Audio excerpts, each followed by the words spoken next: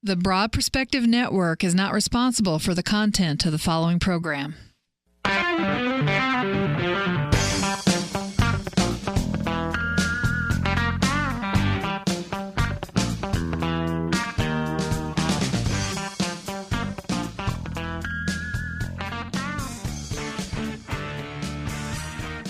Good morning, everyone. Welcome to the Broad Perspective on the Broad Perspective Network. We're glad you're with us today. My name is Vivian Kamori, and Skyping in with Greg us. Barnes. There you go. Yeah, Greg's on Skype today. So Laura's attending to her brother in surgery, and Kevin hopefully will come strolling in here late. He had an early morning appointment at the time of our recording. So anyway, it's kind of crazy, but we didn't want to let the day go without getting a show done, and because we really wanted to talk about this subject. And at the time of this recording, this is the 50-year anniversary of Martin Luther King's death. And we want to know, or we want to discuss, in the occasionally humble opinions of those of us on this panel, have we made any progress in race relations here in this country? And that was what Martin Luther King was striving to do. He worked really hard at it. He was a very committed man toward advancing the status of the black people in this country. And so our question is, in 50 years, have we made progress? What do you think, Greg? Have we? Well, this is a multi-layered conversation. Yes. It has a lot of aspects to it that can't be measured on the same plane.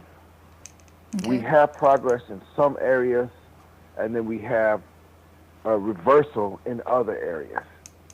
And so it just depends on what part of this equation are we going to measure as success or failure. And I think that's where the discussion should begin, for us to have a balance in this conversation for true understanding of the question being posed. Okay, because, yeah, you're right. In some aspects, I think we have made progress. In other aspects, I don't think we have at all.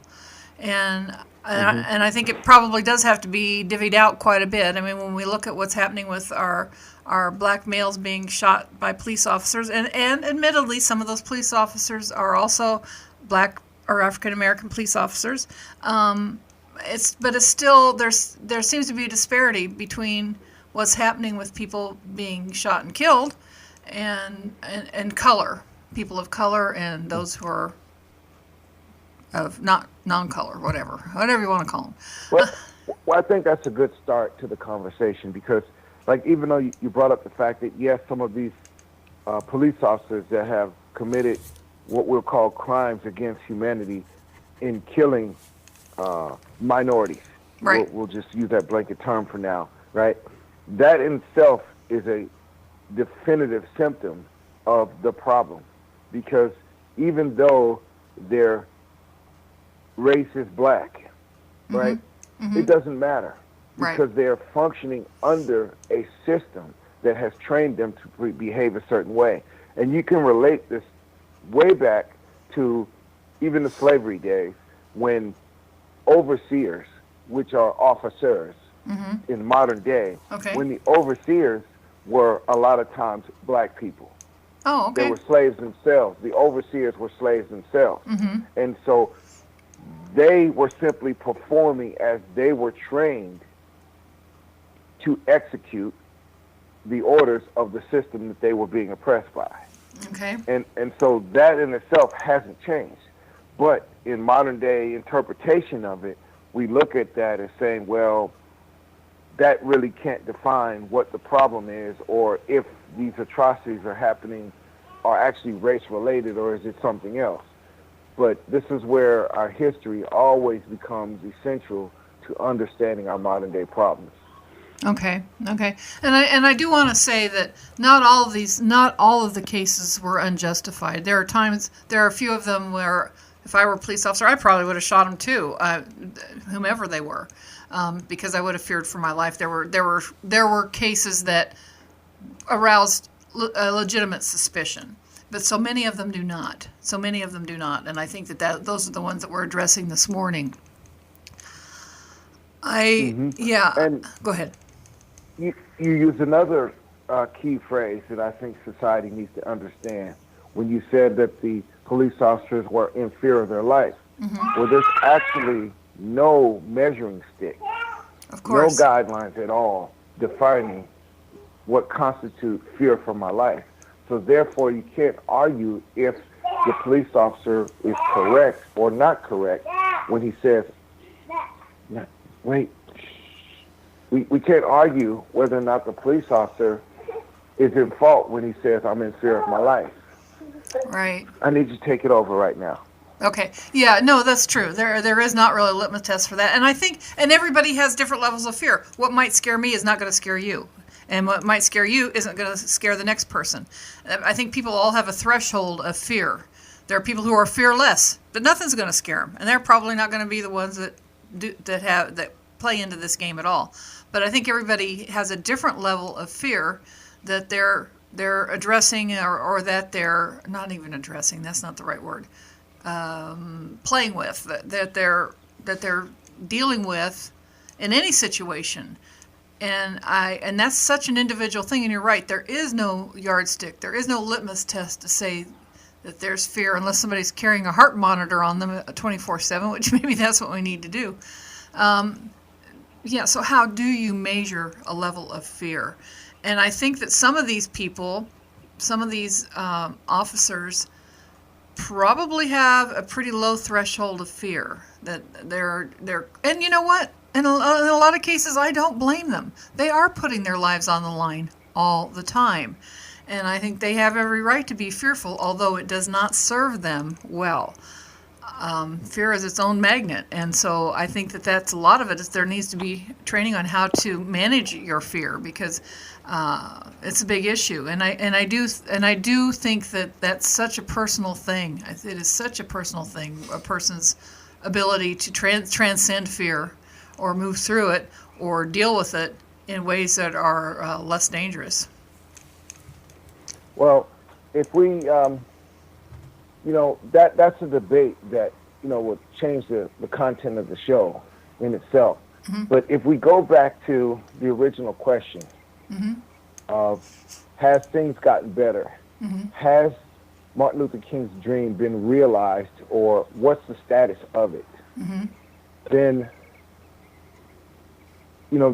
we start to ask the other questions now. What are relations like?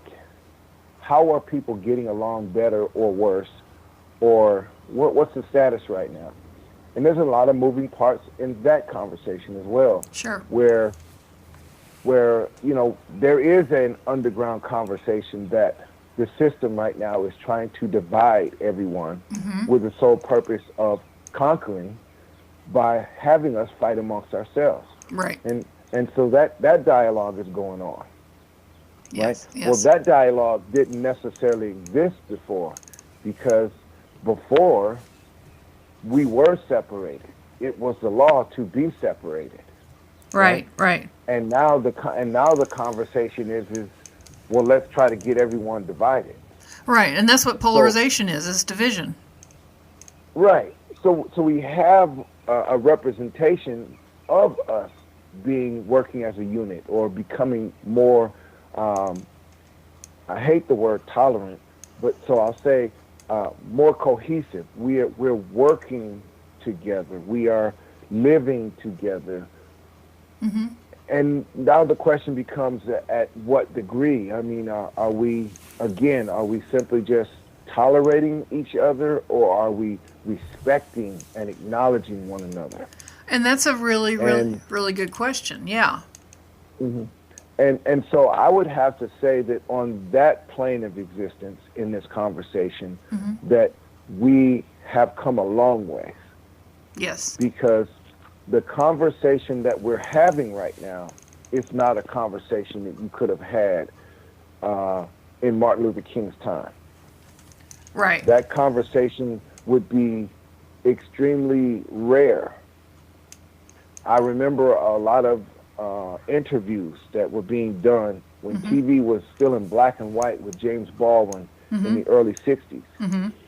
And, basically all the professors and professionals would be on a panel, and he would be the only black person there, and they were basically picking his brain as if he completely represented all black people and people of color. Yeah. and that kind of still exists, Right. but that would be pretty much the only time those type of conversations would be had. Right. You said. Whereas Go ahead. now, these conversations are happening in universities and in classrooms and at the high school and middle level and in forums and Facebooks and all that kind of stuff. These conversations are regular. So I see that as a measure of progress. Well, and it is. However, I wanted to ask you something because you made an observation, and I think you're correct, at least in the region where we exist, which when we're recording this show, we're in Southern California. And Southern California is a melting pot, and I think that people do tend to live a little more cohesively here in this region of our country. We seem to get along better than perhaps other areas of the country. Do you think that this is the case throughout the whole United States, or is it something that maybe is just in pockets of the country? Well, that is a great point to bring out, and I have to say that it is just in pockets, because there are still places in this country where it is very polarized still, and it has to do with a more deeper part of this conversation, which is the economic factor of it all, because you can have a racial divide on a social level, but when you have that racial divide on the economic level, it's a whole nother animal. Okay. And so there is a bunch of division based on economics. Okay. There are things have actually gotten worse than they ever were. Right. Now, economically, for a lot of people of color than ever before. Well, I think it's across the board, though. It's not just people of color. I think it's across the board for so many. Maybe There's I'm wrong. still a hierarchy in there. Okay. They say last to get hired and first to be fired. Oh, really? Okay. Is a mantra in the minority world. We will be the last to be hired, and we will be the first to be fired when economic situations change. And that in itself is a preservation, right, of the economic culture that exists, which is predominantly a white culture. But let me ask you, why is that? Why? Because to me, if you have a good worker, if you're the employer, and you've got somebody who's working their butt off for your company, I can't imagine firing them based on the color of their skin. I just can't imagine it. Now, maybe I'm the moron here, but you want productivity amongst your workers. And so I can't imagine that being a deciding factor, but clearly you're seeing it differently. Well, historically. Okay. Let's take it away from my point of view. Okay. Right? Historically, that has always been the case, where white workers, regardless of their level of skill and intelligence, have always been paid more and had more job stability than any of their minority counterparts. Right. I do think you're right, yeah. The abilities. Right. Yeah, despite the abilities. And a lot of that has not changed for the same reason why it hasn't changed for women. Right. The system is maintaining a privilege for the white male. Okay, yeah. And that is where that economic imbalance or segregation has that greater detrimental effect on society than, say, socially. Gotcha. Yeah, statistically, I think that everything you just said is borne out with statistics, and I just saw something this week that confirmed everything you just said.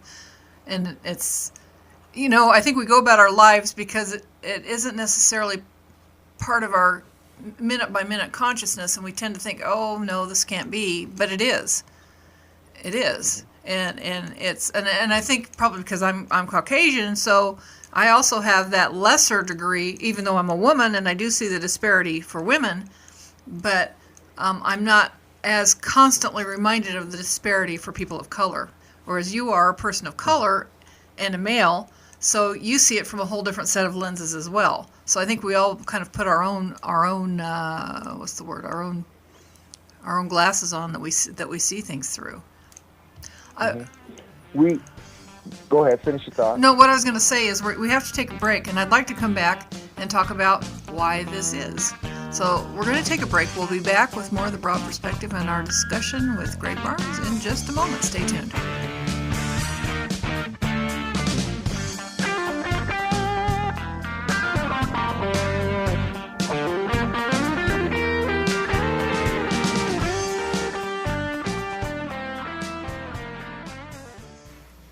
Hello, I am His Majesty the Soul, King of Mauritius, and I invite you to help me build the world's planetary egg, an ecological geophysical galleon.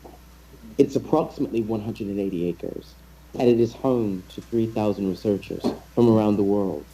It is the world's first sovereign, planetary, independent jurisdiction that has the capability of advancing and progressing and fast-tracking every aspect of innovation, helping us redefine what it means to be human in a new world.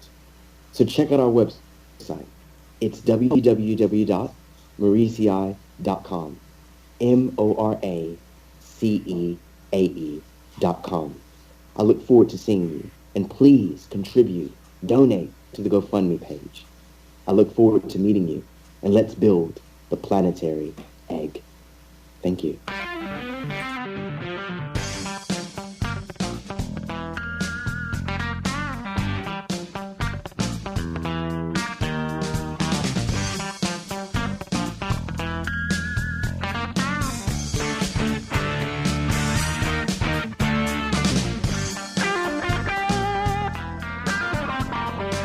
Welcome back to The Broad Perspective on the Broad Perspective Network. I'm Vivian Kamori.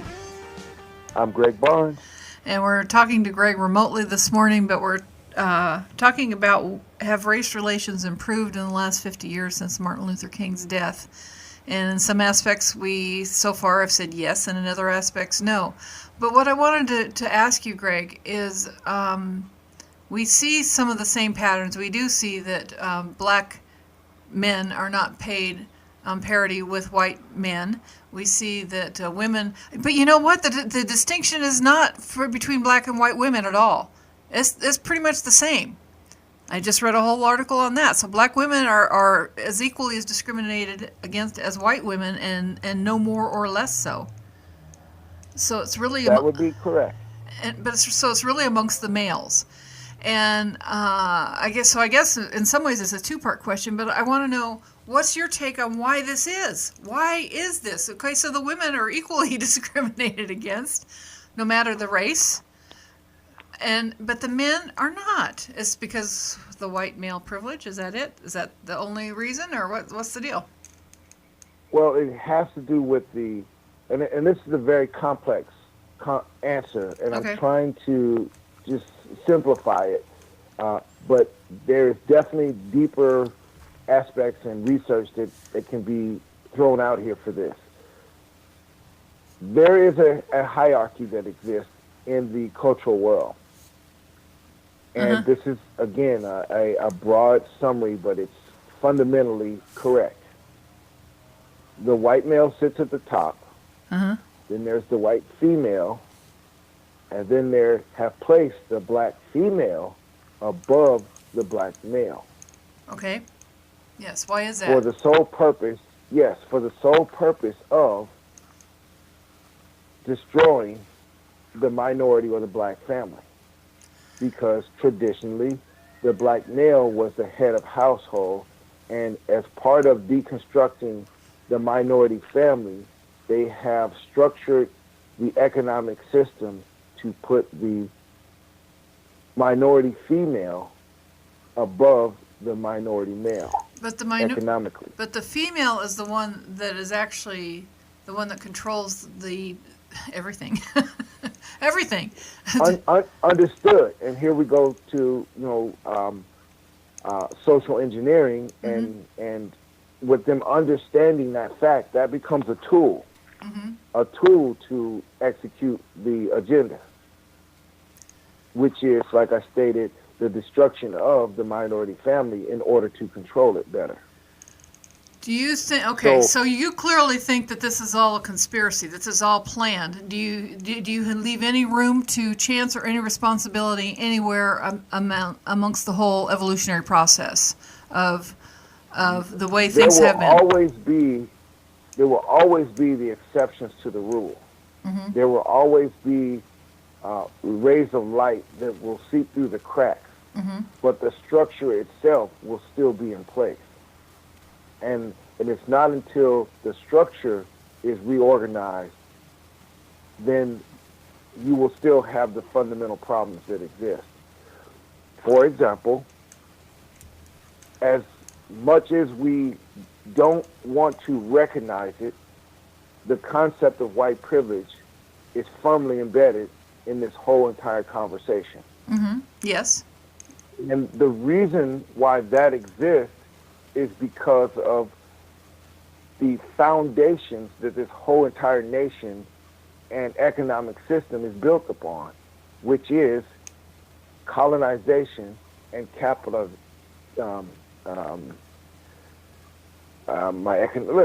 losing my economic vocabulary now. It's okay. I want to say not capitalization, but the capitalism is the word I was looking for. Okay. There we go. Colonization combined with capitalism is the functioning form of white supremacy. Okay. And that is the structure that is firmly in place that we are trying to comprehend and deal with.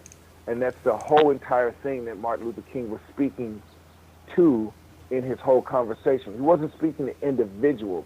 He wasn't speaking to even communities and neighborhoods or social groups. He was talking to the entire structure that he was asking in many of his speeches that he just wanted the United States to go by its own words. Okay. And those words are the words in the Constitution, which is the foundation of this nation as we are taught. But this is where the problem comes in, because the United States has historically been completely hypocritical to its foundational principles that it wants everyone to adhere to. Okay, right. I got all that. But the bottom line is we have to take this so deep, because the bottom line is why. When we keep asking that question, why? Well, we got people trying to control us. Why? Because people want power. Why? If you just keep asking that question, why, somehow you've got to go deep enough to really get to the root of what this is about. And I don't think we've even touched on it. I don't have the answers. I don't even know. Some suspicions, perhaps, but I think that there is a why that people aren't asking, and once you figure what that really is, that's when the change can come about. And until we get to that bottom line why, it isn't going to change. Things are not going to really get better in a way that we really wish them to be. That's my take. I agree with you 100%, and this is why I always emphasize the responsibility that everyone has to muster the strength and fortitude to look in the mirror of not just this nation, but the Western European Empire and its documented mission to imperialize the world through Christianity and white privilege. Okay, and I get all that, and I'm not saying you're wrong, because I don't think you are. However, let's take that. We have, like I said, documented, right? So that answers but no. We're going to take that to another deeper level.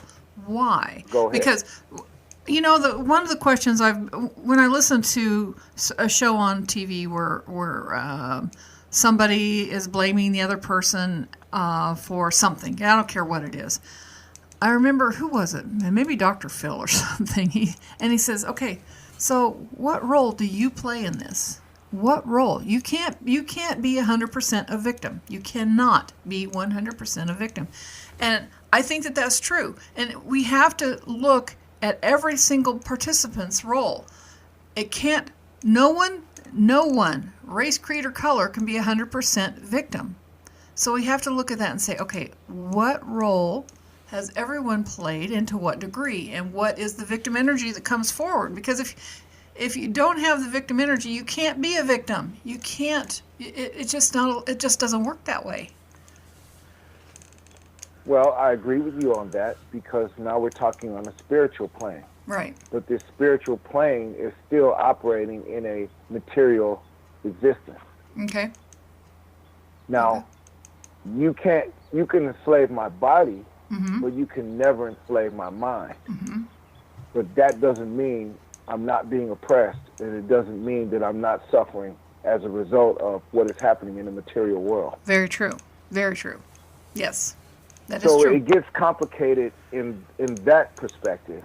And so I understand your point of the energy conversation with it as well. But the conversation that we're having right now is trying to examine the material world and how it's functioning, and answering the question of, have we progressed since 50 years ago? Yes, that's true. Okay. And when we continue that conversation, we start to look at what measuring sticks are we using. Right. Martin Luther King, in one of his speeches of many, Mm-hmm. started to address the war on poverty, Right. and how the war on poverty was really a war against people, because of all of the laws and black codes that were in place to oppress people of color Mm-hmm. was creating poverty. And so, again, he was asking the system to reverse those policies and make things fairer for everyone, as opposed to just for the privileged. Okay. Well, Now, that, yeah. if we relate that to capitalism, Mm-hmm. I am Microsoft, and I have the dominating market share in technology. Mm-hmm. And let's say Snapchat, the new kid on the block, wants part of that. Mm-hmm. Well, Snapchat has to work its way into this market share, and it has to build itself up. But if every law in place is preventing Snapchat from doing that, because Microsoft has been so dominant that its lobby groups and its lawyers have put anti-competition laws into place so that no one can ever reach the heights of Microsoft, then the system is structurally tainted, flawed, or skewed to that dominant force in society that exists already. Okay. And That's a good analogy. so that's the place that we are in society, where the minority groups of people are simply saying, just get out of my way, and I will use my self-determination to be the greatest version of myself, and whatever happens will happen, and there is no fault in that. Mm-hmm.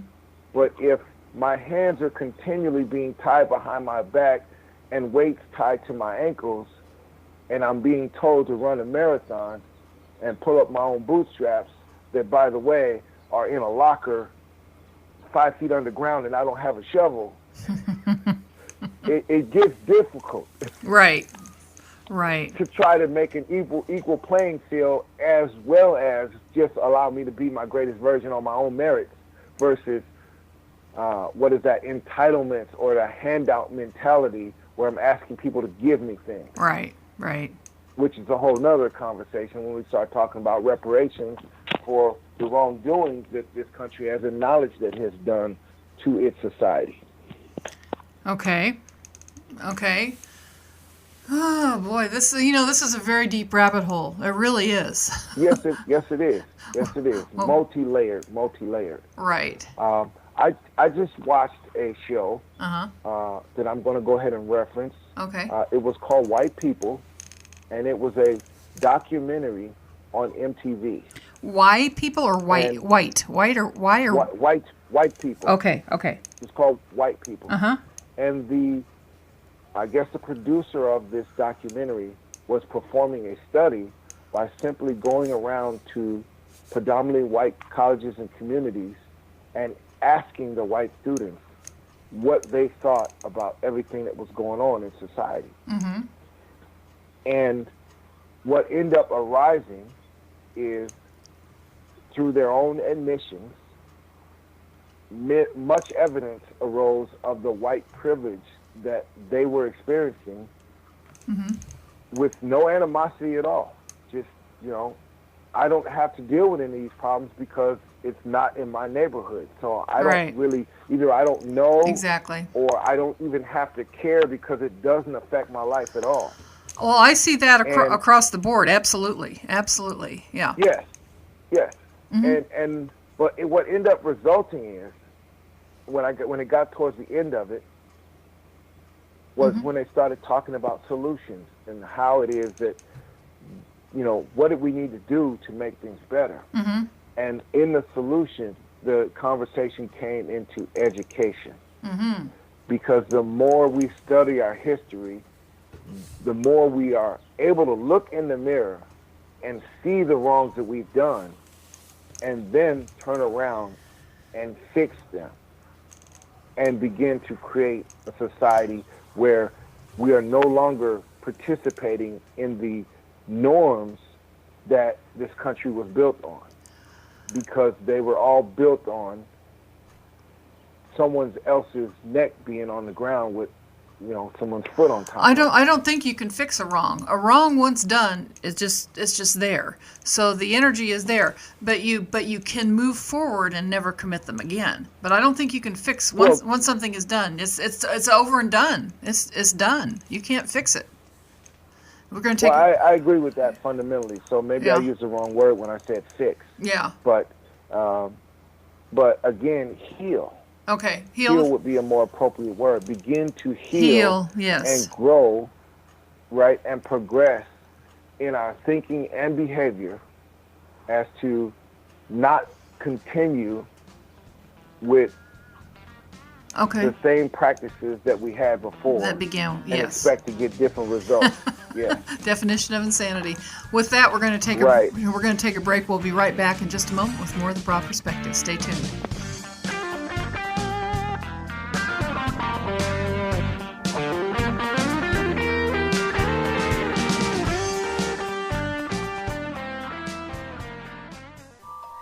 The 12th Hour.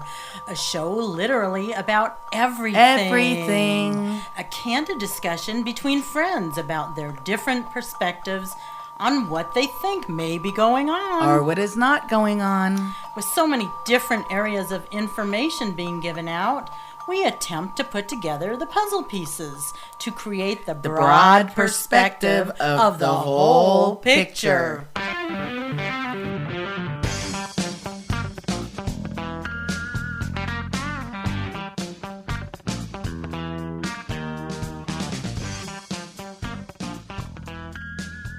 Welcome back to the Broad Perspective on the Broad Perspective Network. I'm Vivian Kamori. I'm Greg Barnes. And we're finishing up this. We're going to wrap up this discussion on Martin Luther King 50 years later. Have we made any progress? And we're talking about the things that we feel have or haven't gotten better. Some things are status quo. And the problems as we see them today, which there's still myriads. And like we said, this rabbit hole is a very deep one. And we're not going to solve the problem here today on the show.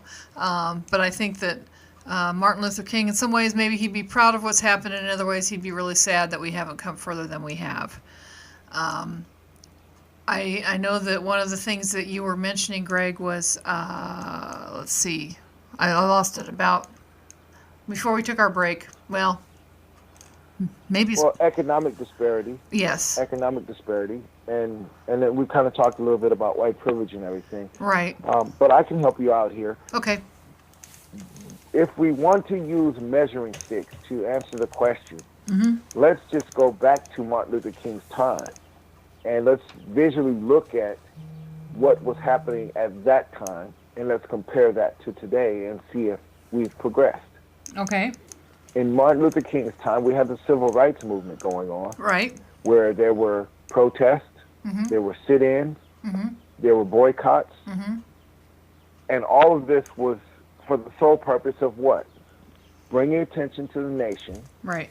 that there is an underlying problem of inequality that was causing strife and pain in the minority communities. Right.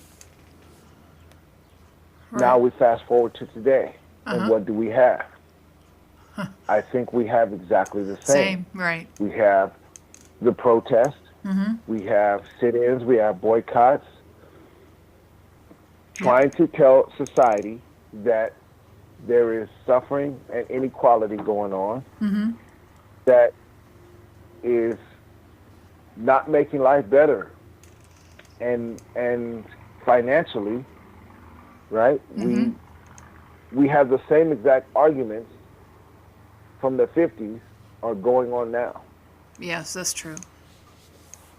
right? Yeah. And if we go even further back in history, these same conversations and things were happening in a much uglier way. They were still happening in the Reconstruction days, Right. where black people were given rights to function in society, and then you had the resistance against them to actually use those rights. And so we had all of that going on back then as well. And here we are today, still fighting the same fight and asking the question, is Martin Luther King's dream realized, and or are things better now than they were before 50 years ago? Exactly. And to even have to ask the question is its own answer. Right. We have the murders of people in the hands of police and authorities now, right? Some of them justified, many of them are not justified. Right. And then you go back to the civil rights movement, we had just as many then as we do now. The numbers are almost equal. And you go back even further, and this is the statistic that kind of dropped my jaw back in the day, is the amount of lynchings that were recorded. There were many that weren't recorded, but the amount of lynchings that were recorded are almost equal to the amount of police shootings that we're having now today. Okay. Well, that's disturbing. Yes, it is. It got me as well. It got me as well because, wow, that's a jaw dropper right there. Yeah, it certainly is. It certainly you is. have to scratch your head and say, that's just, wow. Okay, statistically, I'd have to do some research on that, but boy, that's a very disturbing thought. I guess we're just going to let our listeners chew on that for a while because you and I don't have answers and solutions to this. We just have a lot more questions, and certainly an endless plethora of opinions. But we had talked about economics and how economics as a driving factor in discrimination and what's going on. And certainly a lot of things are happening on the economics front, Greg. So maybe this is a good segue into moving into, we always try and do a financial update on what's happening in the world of finance because it does assist people in learning and maybe doing things better, differently, or something that would behoove them to watch their finances in a different light. So I know there is a lot going on in the Dow stock market. The Dow Industrial has dropped and risen and dropped and risen, and there's quite a bit going on in that regard. And I don't know if it's what's next. I mean, you and I have been waiting for this to fall. We know it's been artificially propped up and continues to be so. And was it you, Greg, or someone else telling me that now the Fed is, instead of investing in bonds, they're investing in stocks to help keep it propped up? Well, that's the other central banks. Our central bank is still vastly buying bonds. Okay. Actually, But other nations are buying their stock market and their corporate buybacks. Right. I think it was Gregory Mannarino actually that was suggesting that our Federal Reserve was starting to buy stocks, but that was just one source. I haven't confirmed it. I haven't researched it, so that's something we need to do apart from. Well, they have been doing it, but it's in the form of corporate buybacks.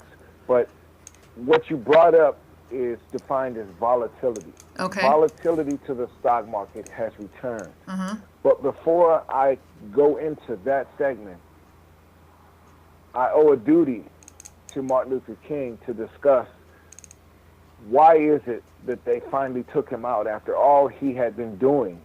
Why is it they finally took him out?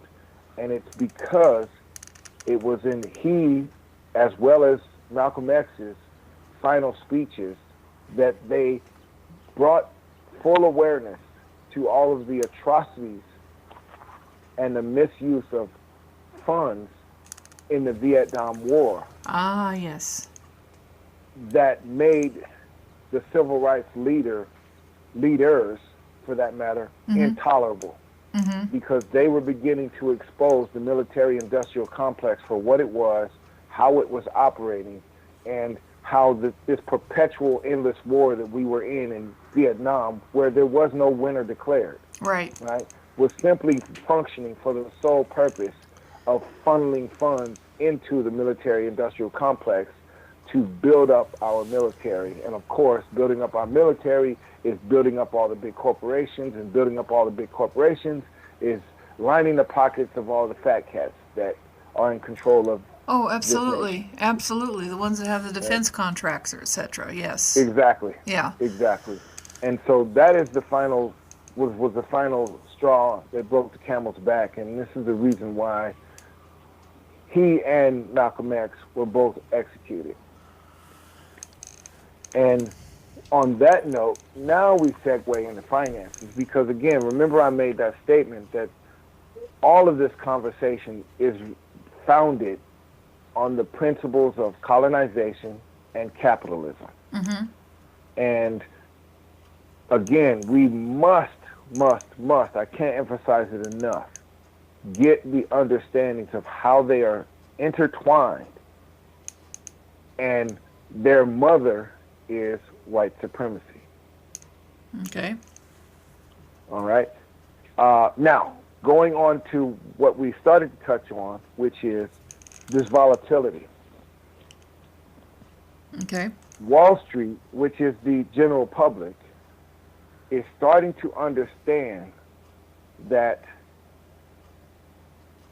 things are unsettling. Mm-hmm. The retail apocalypse is starting to be felt. People are starting to see and realize that there is something wrong, but they just don't know what yet. And this is why everybody's walking on eggshells. It's like I'm trying to either catch a falling knife, or I'm trying to catch that skyrocket, fireworks, skyrocket thing. I'm trying to catch it on the way up and make sure I can ride it to the sky before it explodes. Right. Right? Because they know that once it explodes, then it's all downhill from there. But they're still trying to maximize their gains on the way up, and also maximize the opportunities catching things on the low. And this is why we have these volatility going on now. And volatility is actually a good thing for day traders and regular investors. Mm-hmm. Right. Because that's where the most money is made, is in volatility. So everyone really likes this. Right. But here's our problem, and this is what's mostly causing the volatility. It's the fact that the bond market is hemorrhaging, like we've talked about for the last month or so. It may be even further back than that. The bond market is in a perpetual sell-off. And the only reason why we haven't seen 3%, 3.5%, 4% interest rates is because the Federal Reserve is coming in and being that buyer of last resort and buying all of these bonds that no one wants anymore. Okay, but I thought Now, the bonds were going up when the stock market was starting to come down. The bonds did increase. A lot of the bonds were a little stabilized there. I didn't know they were still continuing to hemorrhage to the same degree. Am I wrong? Well, this is where the volatility comes in. The bond market is still selling off, Okay. but to be a seller, you must first find a buyer. Right. And if everyone is selling, then there are no buyers. Gotcha. And this is where the Federal Reserve comes in. They are doing the buying. So this is why the sell-off occurs, and the Federal Reserve comes back in and buys and pushes it back up, props it back up. And then they start selling again, and then they come and prop it up. So now everyone knows that the Federal Reserve is that buyer of last resort. Okay. So now it's time to get paid from selling off the bonds Okay. because they know the Federal Reserve is going to come in and buy them. Okay. So it creates a whole yo-yo effect. But of course, none of this goes without real consequences and real cost, because now the Fed's balance sheet is skyrocketing, which is just fancy terms for they are loaning more money to the banks, and then the banks are actually buying the bonds. Right. So now this huge bubble is being created that no one will ever be able to rectify. It's gonna pop. Okay. Simultaneously, we have the Federal Reserve raising interest rates. And all of that is simply saying there will be a real estate crash. Okay. So Jamie Dimon just yesterday came out with a report. He thinks it's going to hold for one more year. What do you think? It's quite possible. Okay. I'm not trying to make that call. Okay. But more importantly is understanding what is happening, because the quantitative easing that is happening, while they actually say that they're tightening their books by raising interest rates, it's all a lie. It's all a falsehood. Quantitative easing is happening while they're pretending to tighten their books. Right. Right. And so with that quantitative easing, we are going to have a higher stock market. Okay. We're out of time for this segment, so when we come back, we'll address this to a greater degree, because it's important. It's important for people to understand how this works and how it can affect them personally and what they can personally do. So stay tuned. We'll be right back with the concluding segment on this broad perspective. Stay tuned.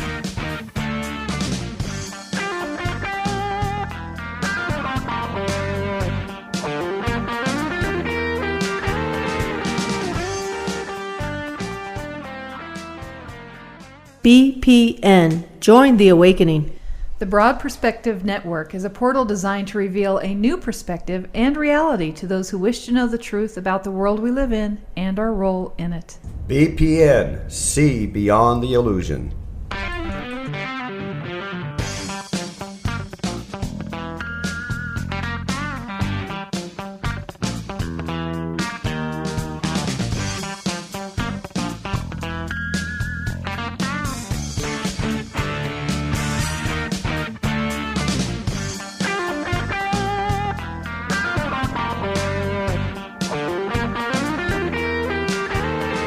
Welcome back to The Broad Perspective on the Broad Perspective Network. I'm Vivian Kamori.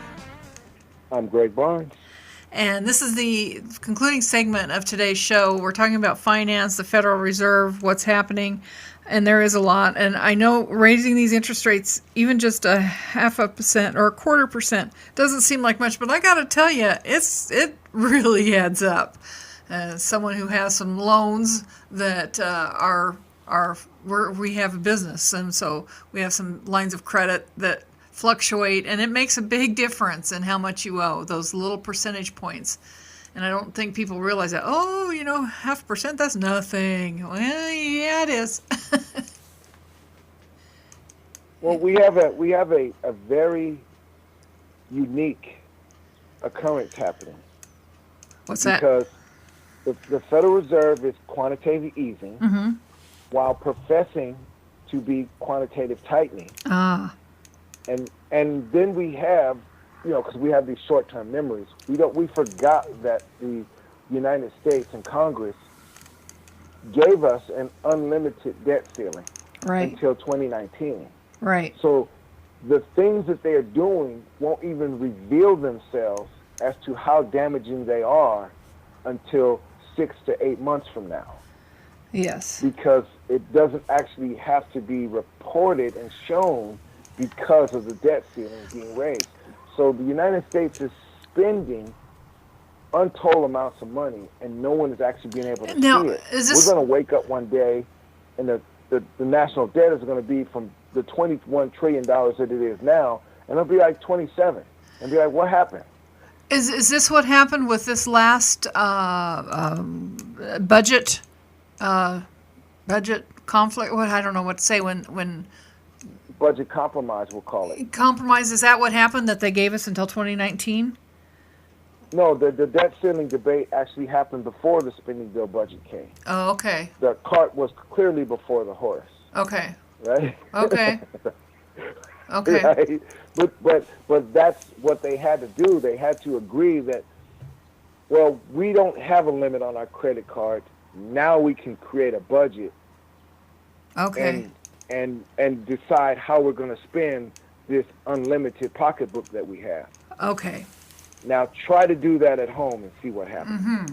I have tried in times past. I have tried. I gave it a college shot.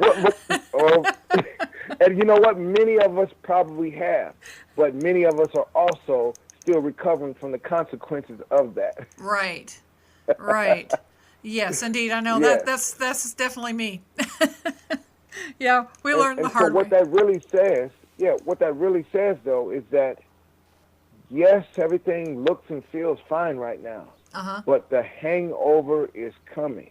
Right. And it's not that far away, because, like I said, we're going to look up, and the national debt will be, $27 trillion in this short amount of time, and we'll be wondering what the heck happened.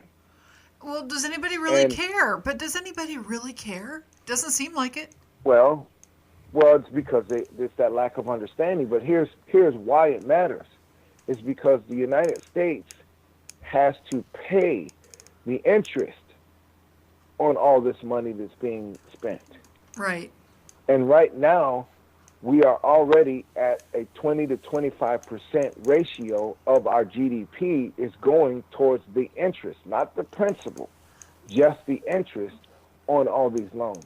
And so now when the balance sheet goes up to 25, 26 trillion dollars, now we're looking at getting up to that 33%, that 1/3 mark of our GDP. And that's, for those that don't remember, that GDP is our gross national production, Right. which includes all the taxes and the monies that come in from exports, monies that come in from exports, and the fees and fines that we fine the banks for wrongdoing and all that kind of stuff. Those are all revenues towards the government that we use to pay our bills, and our bills are our Astronomical. promises. Our promises, which is Medicaid, Medicare, Social Security, Yep. Welfare. tax returns, and the national debt repayment. Those are our bills. Okay, so here's my question, and I know Donald Trump asked this same question too, so I'm not alone in my naivete. Why, since we can just print money, since we can do QE anytime we want, why don't we just print up enough to pay off the debt?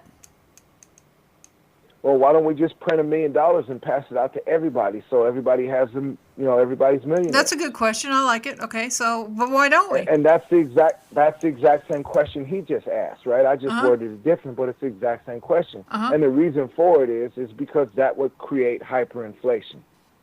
Okay. That But we'd be debt free. We wouldn't have any debt. Well, the problem is that they wouldn't accept that, because Who's they? The Federal Reserve and the central banking system wouldn't accept that, because now they would be stuck with the fake monopoly money. Okay. And All see, right. what they do with it is when we pay them when we pay them our fake money, they convert that fake money into real tangible assets. Right. They buy gold, they buy silver, they buy land, they buy real property with it, and they're the outright owners of it with a legal title. Whereas everyone else is buying stuff and they don't have a legal title. I know. Meaning the Federal Reserve still owns that as well. But, okay. So all of this is the big, giant transfer of wealth to the central banking system. Eventually, we're even saying it in our words, the Federal Reserve keeps buying bonds. Well, what are these bonds? These bonds are mortgages for property in the United States that are overvalued and no one can pay for them. So the Federal Reserve is buying them. Well, guess what? Buying means own. Well, except, they're buying up all the property in the United States. They're buying up but they still don't own the ground. They still don't own the ground. Well, yes and no, because of the bankruptcy in 1933. They actually do, because the United States pledged it as collateral. Except if you go back in further history, King John, I believe it was, pledged all the crown's holding to the Vatican. And at that time, they were the largest landholder in the world. And that was never reversed. That was never reversed. Never reversed. That's correct. So a lot of this happening is all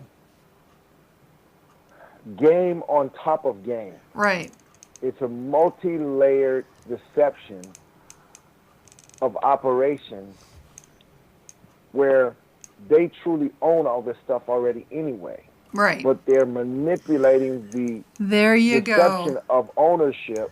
There you go. There you go. To make us function a certain way so that they maintain that ownership.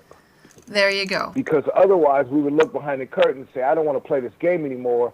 Right. And do what Iceland did and just put all these guys in jail and revoke all of the certificates of ownership that they thought they had and say, you're done, it's over. We're resetting the system completely, and now those that can protect it actually own it versus, somebody overseas saying, I own what's over here. Right. Exactly. So once again, it's an illusion. We're all just part of this matrix. Going about our daily existence. It's all an illusion. Every bit of it. Every single bit of it. That's what I think. But we're in the matrix, and we have to learn how to go into the matrix and come out of the matrix. Exactly. I think we need to learn how to extrapolate ourselves from the matrix. Exactly. Yeah. Because this is where we stop doing the dance, if I may use a famous quote, and we begin to exist and learn to just be in all of this. Just be. See, that's been my mantra my whole life. Just be. We've got less than a minute left, Greg, so what do you suggest people do? I suggest that we pay attention to the evolution of this concept of fake news because it is becoming clearly a totalitarian move to silence anything that the system does not agree with. Oh, if you're not speaking. Yeah. Go ahead, Vic. It's built to create doubt. Every aspect of it. Alternative news, standard news media, all of it is about doubt. Okay, so pay attention, do your research. We're out of time, honey. So let's just tell people, do your homework, pay attention. And in the meantime, thanks for listening. Join us same time, same place next week, where it's all perspective. Join us and broaden yours.